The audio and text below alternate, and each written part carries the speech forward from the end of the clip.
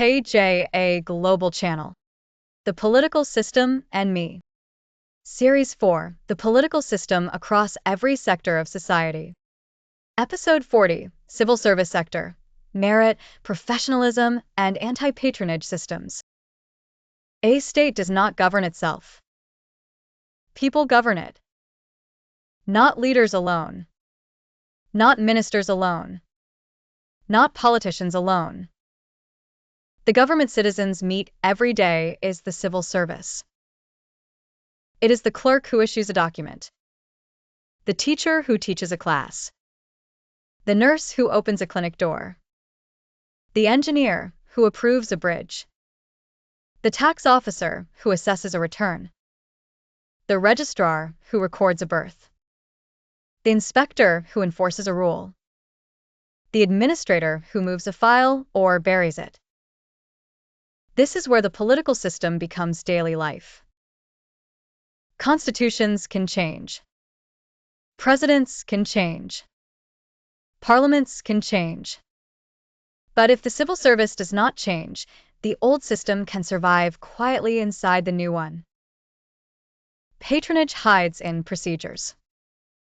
Fear hides in habits. Corruption hides in discretion without records.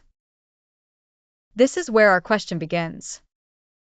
Does the civil service serve the public, or does it serve parties, generals, clans, donors, relatives, and protected networks?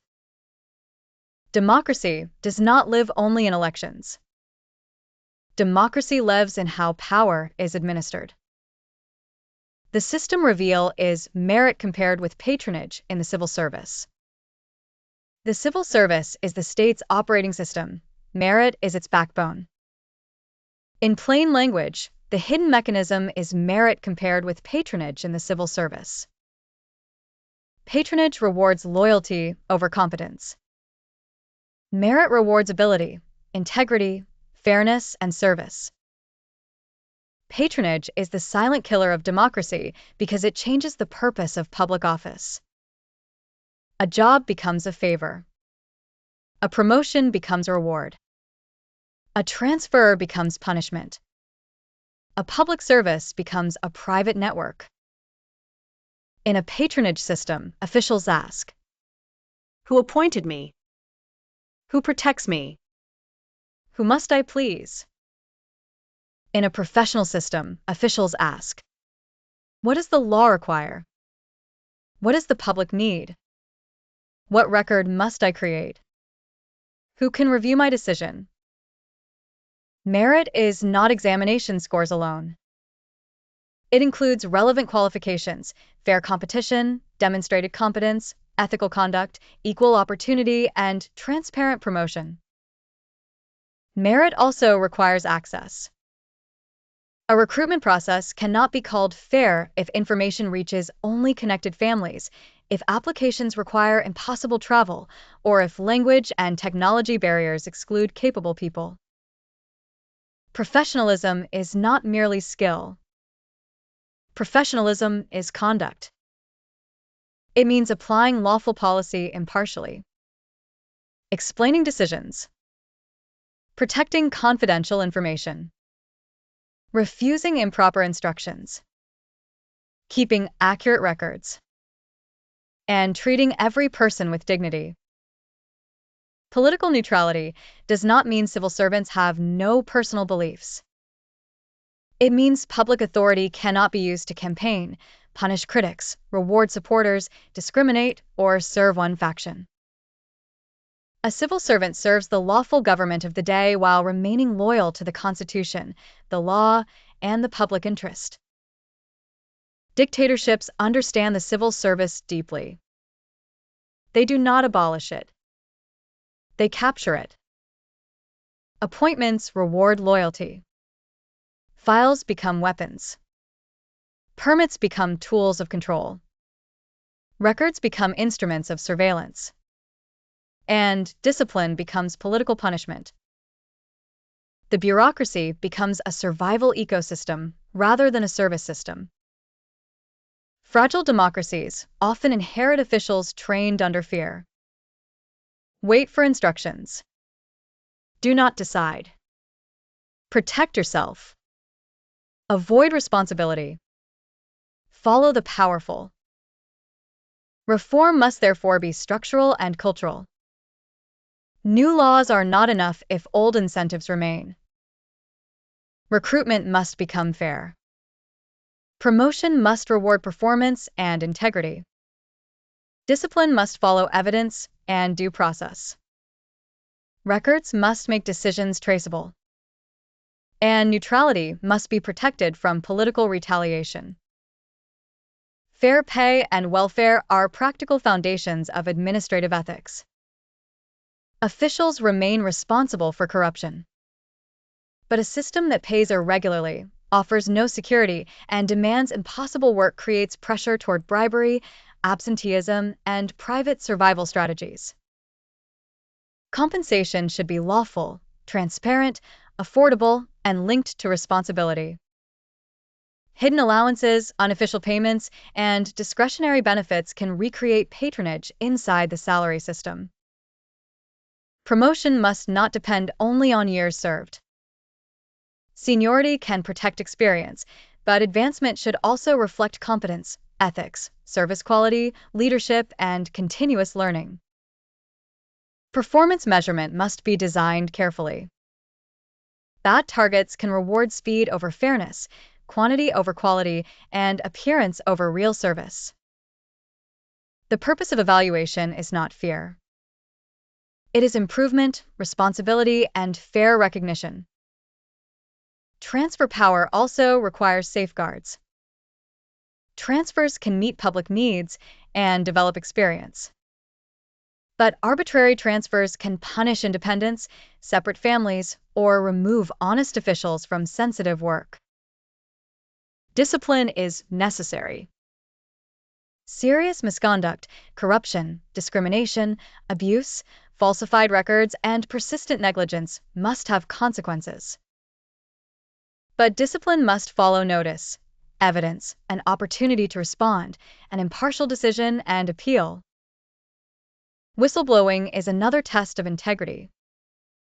Officials who report serious wrongdoing through lawful channels should not lose their careers, safety, or dignity for protecting the public. Protection must also prevent malicious accusation and safeguard confidential information. The goal is evidence-based accountability, not institutional warfare.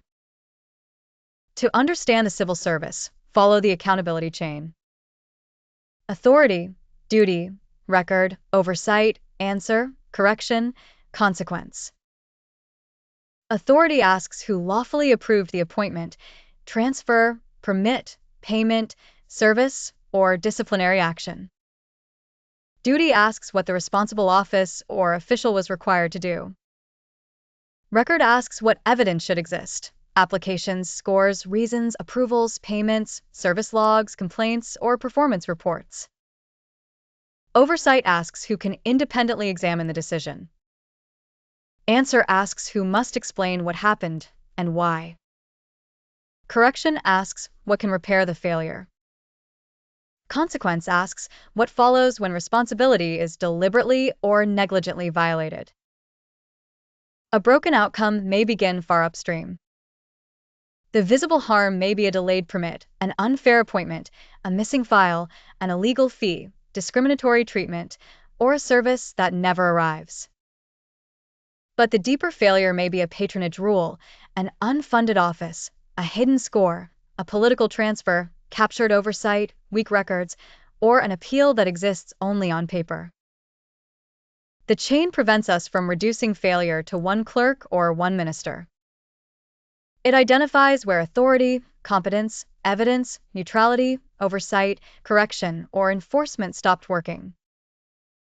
When citizens and professionals locate that break, criticism becomes more accurate and reform becomes more practical. For this episode, the principal mechanism is merit compared with patronage in the civil service. The production graphic must make every link readable on a phone screen and label country-specific or proposed arrangements honestly. Under dictatorship, the civil service is shaped primarily by concentrated command. Information is restricted, Institutions answer upward. Appointments reward loyalty. Neutrality becomes dangerous, and challenge may carry personal risk. In a fragile democracy, formal merit rules may exist while patronage, corruption, unequal capacity, politicized transfers, weak records, or poor enforcement makes professionalism inconsistent. Examinations may be fair in form but manipulated in result. Complaint bodies may exist, but lack independence. Honest officials may remain unprotected. In a functioning federal democracy, authority is constitutionally distributed, common rights remain enforceable, and civil service commissions, courts, legislatures, auditors, professional bodies, media, unions, and citizens contest administrative power. But the label alone proves nothing. The viewer should compare who decides, how authority was obtained, whether records are public, whether affected people participate, and whether complaint, review, and discipline exist in practice. A democratic civil service must be designed, funded, staffed, reviewed, and corrected. The minimum guardrails are: 1. Merit-based recruitment and promotion. Vacancies, criteria, examinations, interviews, scores, selections, promotions, and appeals should follow published and reviewable rules. 2. Clear mandates and service standards. Every office should know its legal responsibility, required procedure, service deadline, official fee, documentation rules, and standard of treatment. 3. Transparent decisions and records. Appointments, transfers, permits, payments, procurement, performance, complaints, and discipline should create secure and traceable records. 4. Political neutrality and conflict of interest controls. Civil servants should not be required to campaign, discriminate, collect political money, or use public resources for partisan advantage. 5. Complaint review and discipline. Citizens and officials need safe routes to challenge delay, discrimination, patronage, corruption, retaliation, and abuse, with independent review and enforceable correction. These safeguards work as a system. Merit without service standards can produce qualified officials inside confused institutions. Standards without records cannot be verified. Records without oversight may remain buried. Neutrality without protection can collapse under pressure. And discipline without due process can become political revenge. Global relevance. Across political labels, ask who receives public jobs, what standards apply, what records exist, who can review decisions, and whether correction is real. Myanmar relevance. Use ordinary lived experience only where it clarifies the mechanism. Do not treat one authority, ministry, department, organization, community, or proposed arrangement as the whole country. Separate existing institutions from interim systems, local practices, political commitments, and aspirational federal designs. Here is the civic practice for this episode. See and ask. Ask whether public jobs near you are won by merit or by connection. Notice who receives information, who can apply, who is selected, and whether reasons are recorded. Verify.